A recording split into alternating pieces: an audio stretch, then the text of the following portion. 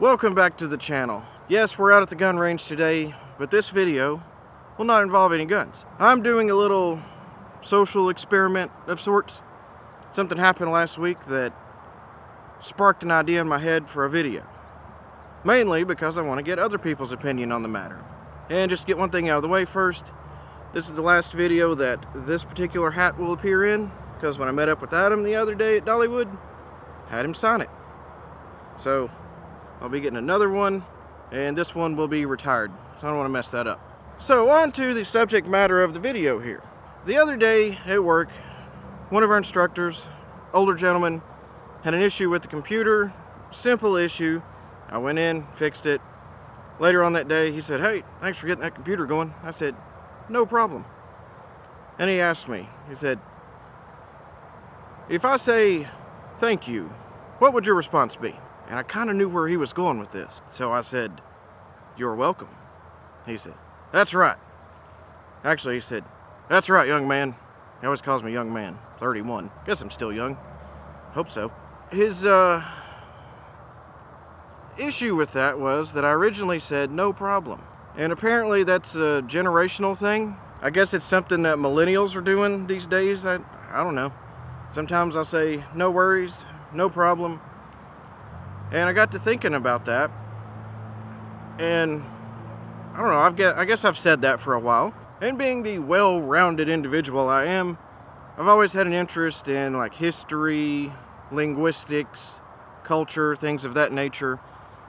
So I did a little studying, and apparently there's a lot of people that have also studied this. There's a lot of articles online about it. That the newer generation says no problem. And the way some of the older generation takes that is like, well, was there going to be a problem? And he told me a story of when him and his wife were out to eat the other day, and the waitress said that, and he said, "Well, I didn't think there would be a problem." And the more I got to thinking about it, why I say that, it's like, well, it was a very simple fix. I mean, literally, you just press Windows button and P. And he had the projection on the PC screen only, so no signal was going to the projector, therefore nothing was on the pull-down screen in the classroom. So, simple fix for me. So I said, I'm thinking, no problem. It was not a big deal. Not an issue. Very easy resolution to the problem. So, therefore, no problem. And the more I thought about it, and from what I read from the articles, saying "you're welcome" has in some circles taken on a negative connotation, if you will.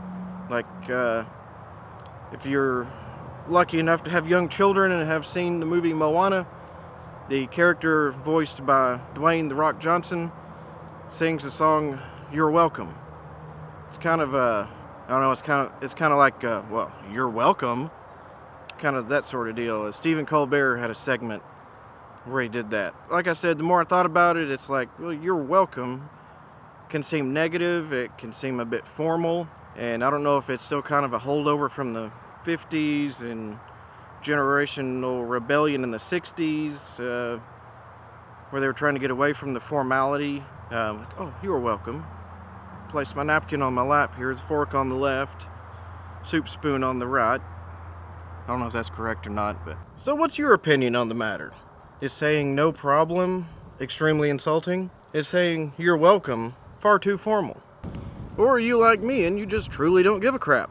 As long as you say something to express your gratitude. Does it really matter?